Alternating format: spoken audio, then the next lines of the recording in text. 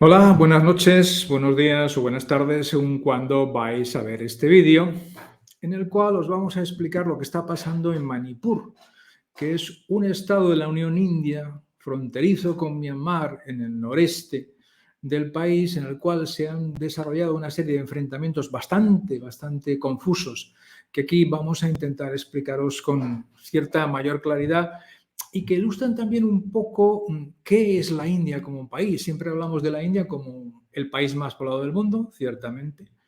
Una potencia económica por su población, una potencia militar de segundo rango significativa a todos los niveles y un país que no quiere aliarse prácticamente con nadie. Eso es verdad. Pero internamente, dentro de la India, hay tal cantidad de separaciones, de divisiones, de diferencias, que a veces uno piensa que la India, más que un país, es el mundo.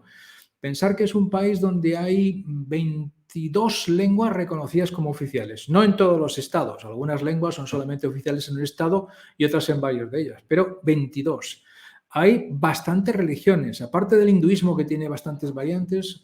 Los sikhs, los musulmanes, cristianos y muchísimas más religiones estaban presentes, y además hay grupos étnicos literalmente diferentes entre sí, que además arrastran una historia de conflictos bastante larga en el tiempo, y como veremos, esto es lo que está pasando en Manipur, y por eso este vídeo lo hemos titulado Conflicto tribal en Manipur.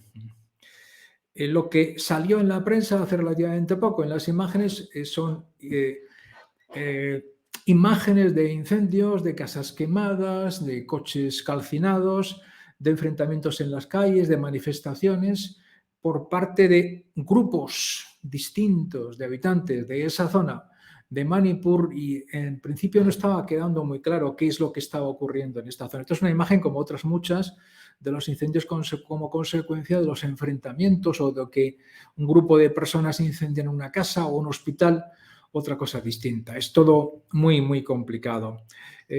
Por tanto, aquí lo que pretendemos sobre todo es entender qué es esto, qué está pasando en Manipur, dónde está situado Manipur, que es a lo que vamos a ir fundamentalmente y para empezar, y para hablar de más cosas. Este mapa es el mapa de todos los estados de la India.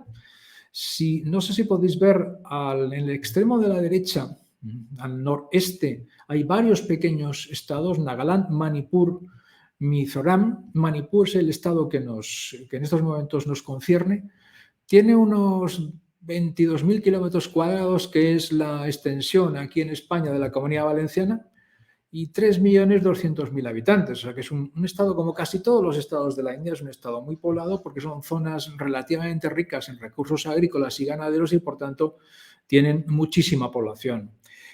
Si entramos más en detalle, y este mapa es más significativo, vemos que Manipur es un pequeño estado que tiene frontera en gran medida con Myanmar, que es un país que sabéis que es además muy conflictivo, porque la junta militar se enfrenta a una oposición política y armada muy fuerte en distintas zonas.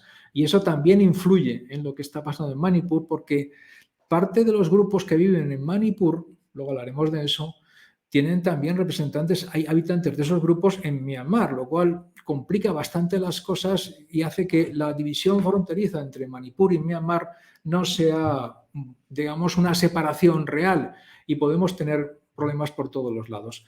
Ahí tenéis señalado en medio Impal, que es la capital, que es uno de los centros donde se han producido las manifestaciones y los enfrentamientos, pero no exclusivamente, y del cual os vamos a hablar inmediatamente. Bueno, para entender la historia de lo que está pasando en estos enfrentamientos, hay que entender una cuestión fundamental.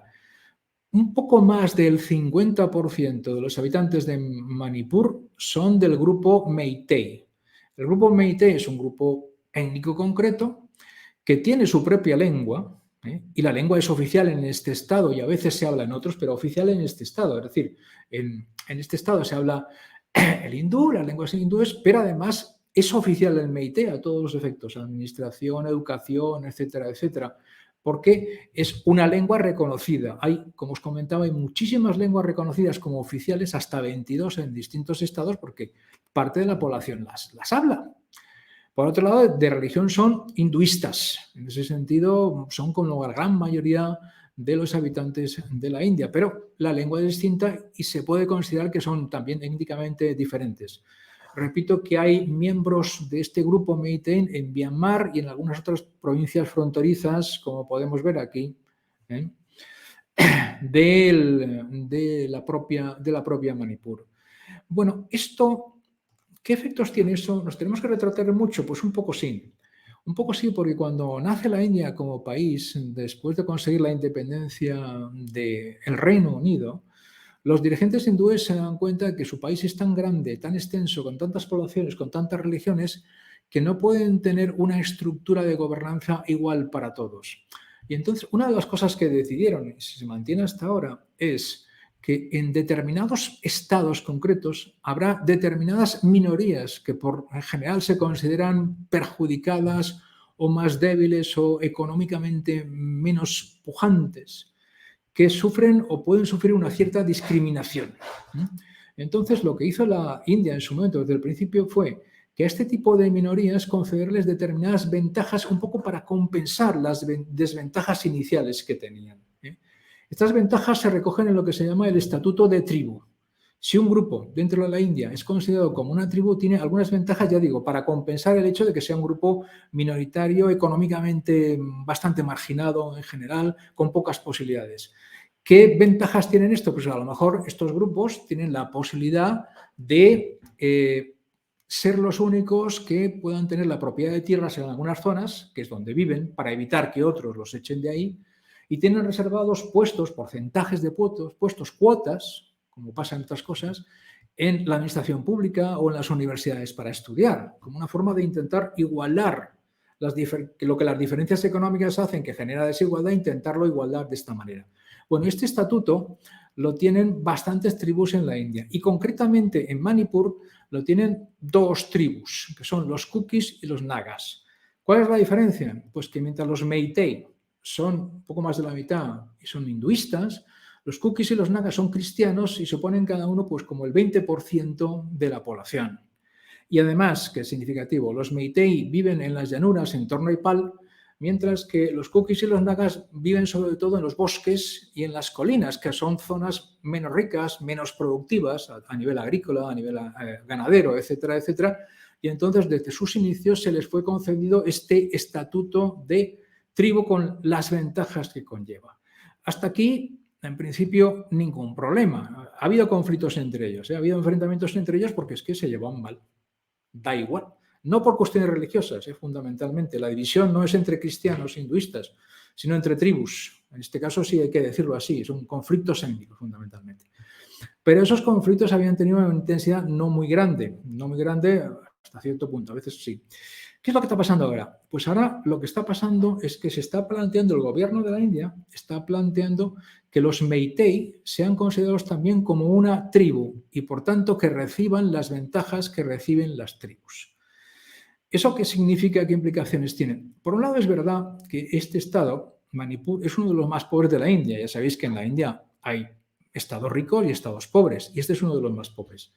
Y evidentemente los Meitei en conjunto son pobres en relación con buena parte de los hindúes de otras partes del país. Y por esa razón el Estado de la India se ha planteado concederles un estatuto de tribu. Pero, ¿qué problema tiene esto? Este problema que tiene esto es que los Meitei son pobres, digamos, tienen una cierta desigualdad negativa con respecto a muchas otras zonas de la India, pero son más ricos relativamente que los Kukis y los Nagas. Entonces, si se les concede el estatuto de tribu, los Meitei podrían, uno, tener propiedades en las zonas donde viven los Kukis y los Nagas, y no se sabe qué efectos tendría eso, y tener derecho a las mismas cuotas en las universidades, en los hospitales, etcétera, etcétera. Naturalmente, los Meitei están encantados con esta posibilidad porque les da un mejor nivel, mejores posibilidades de vida a todos los niveles. ¿Quién no está de acuerdo? Pues los Kukis y los Nagas, lógicamente, fundamentalmente. ¿Por qué? Porque dicen, bien, si se les concede este estatuto de tribu, resulta que las ventajas que nosotros tenemos en Manipur, que son las que a ellos les interesan, las tendremos que compartir también con los Meitei.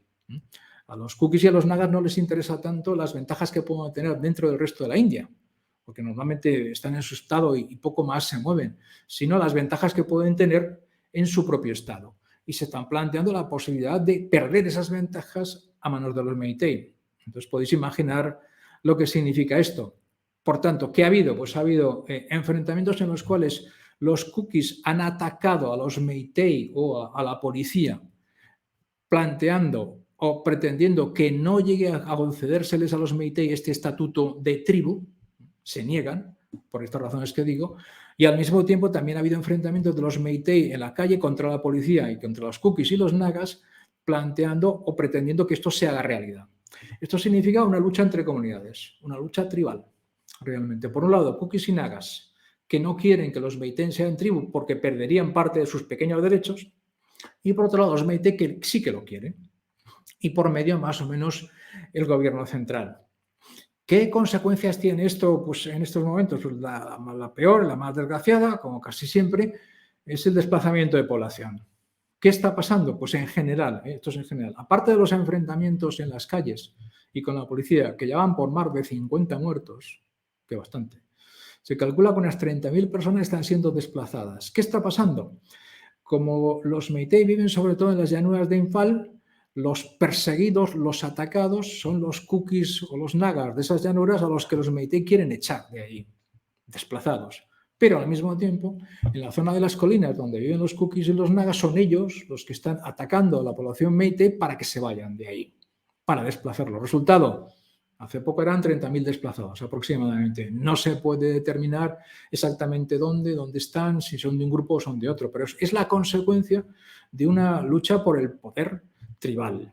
¿Qué es lo que ha hecho el gobierno de la India? Pues se ha mandado para ahí al ministro de la Unión, que es un ministro, es muy significativo de la India, que tengan exactamente un ministro cuyo nombre os voy a decir, porque no me lo sé nunca de memoria, este buen señor, perdón un momento, pues este buen señor,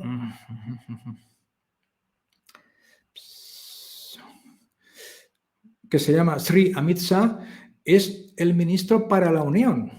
Es decir, que es un ministro que se dedica a tratar de temas de enfrentamientos entre grupos tribales, porque son bastante comunes, desgraciadamente. Este señor se ha ido a Imphal, la capital de Manipur, y lo primero que ha hecho es asegurar el abastecimiento de productos básicos, sobre todo arroz, como sabéis, té, combustibles, etcétera, etcétera, que estaban viéndose interrumpidos como consecuencia de los enfrentamientos. Por otro lado, han puesto en marcha un estado de excepción.